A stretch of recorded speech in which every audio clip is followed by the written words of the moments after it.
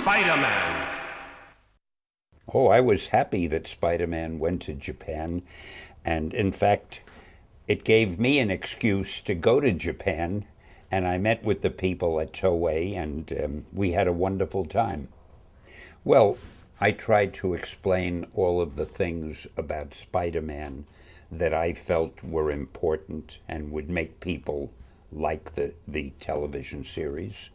And they told me how they expected to do the show, and we had a very good meeting. Well, to me, a hero is somebody who does something to help other people, even if it might be dangerous. But he tries to do the right thing and he tries to help people. And you don't have to have a superpower to be a hero, but it helps.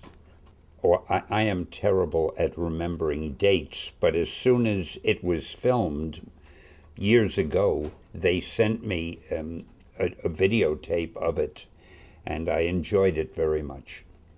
Well, I liked the way they did it in a Japanese style. It wasn't really like the American version. It had its own flavor. And even the way he walked, they gave Spider-Man a certain type of walk when he walked or ran, which was different than the way he did it in the American cartoons. But it was very interesting. And the characters that they had, that they created, which were different than our own characters, were very colorful and very interesting. I was very impressed with the action because none of them were done by computer graphics, but whatever you saw on the screen was really being done by human beings. And when Spider-Man was climbing that building, I thought it was wonderful the way they had him going up the wall. I loved the acrobatics when they would spin, the people would spin around, and when Spider-Man would make the villains spin around. And I liked the director's style where he would show the scene again and again and again, and you got the feeling of a lot of fast motion. It was very good. I enjoyed it. And it was so different than the way we do them in the United States that it was fun because I was looking at a totally different style and a good style. Well, there was one live action television series, and it wasn't nearly as fanciful. It was more realistic. But the only thing that was similar to the Japanese version, when Spider-Man climbed the building, they also used ropes, and they had somebody on the roof holding the ropes, and they photographed it so that the ropes wouldn't show. So that was the only thing that the American version had in common with the Japanese version. They both didn't use computer graphics for climbing the wall. It was beautiful. I mean, I imagine that it would have been a wonderful toy. I'm sure that there were a lot of robot toys that were sold. I liked the way that he flew like a rocket, but then he could change into a humanish form. And I liked the way he threw his sword, and it would always hit the villain who would disintegrate. Oh, he was very colorful. I didn't understand one thing. Spider-Man would be in trouble. Somebody would be threatening him, and he would summon the robot. And then you would see the robot flying and something that looked like a little rocket ship going into the robot. And then you would see Spider-Man inside the robot. But I never understood what that rocket ship was that went inside the robot. I never understood where it came from. That's the Spider-Man's car named GP7.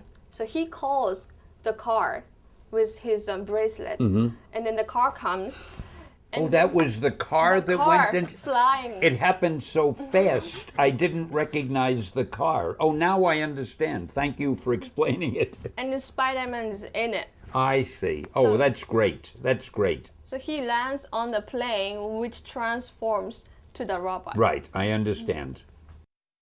I watched the first one, I watched the last one, and I watched one or two in between. I remember that, and the costume dropped down and covered him, and then he became. But that was very good. I remember. I did see that, and I liked very much the way he began to walk and look like a spider. You know, the way he'd go like that. Excellent. Yeah. Oh, the action was wonderful. I loved the way, and again, it wasn't trick photography. Whatever you saw happening was really happening. And I liked the way Spider-Man jumped and turned around, and the way there'd be 6 or 8 villains attacking him, and he would duck under them and jump over them and knock them. It was great. It was beautifully done, really. I think it would be great. I would love to see it. In fact, when I was over there, I don't remember, there was a man named Mr. Watanabe, who at that time was one of the heads of Toei.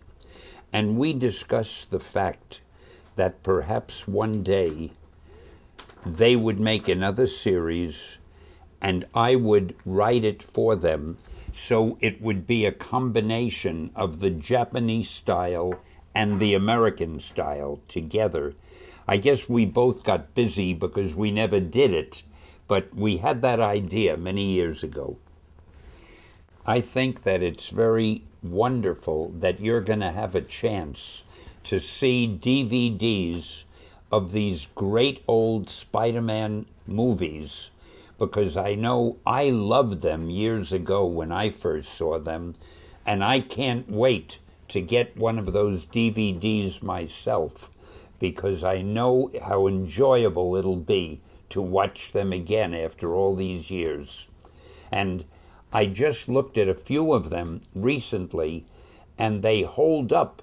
They seem to be as good now as they were years ago, which is a great testimony to how well they were made. Spider-Man! Spider-Man. Spider-Man! My son! How are you? You look very good. That's a great costume. Japanese Spider-Man. Wow, it's great. Look at that. Now, you ought to go like that, too. Oh, that's great. Now, wait. Here we go.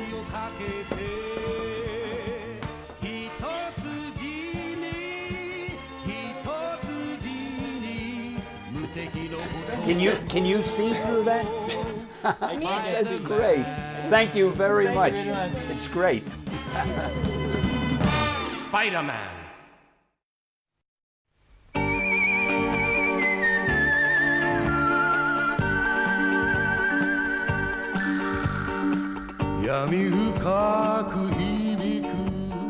Did you notice we have a Spider-Man figure in my... Oh, where is it? Oh, there it is. There it is. He brought it in.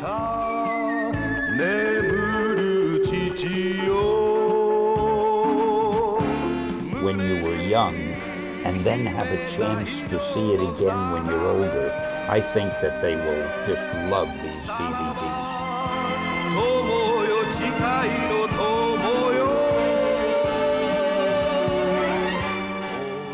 Okay. Great. That looks wonderful. That's terrific. Go out and scare everybody. Oh, yeah, oh.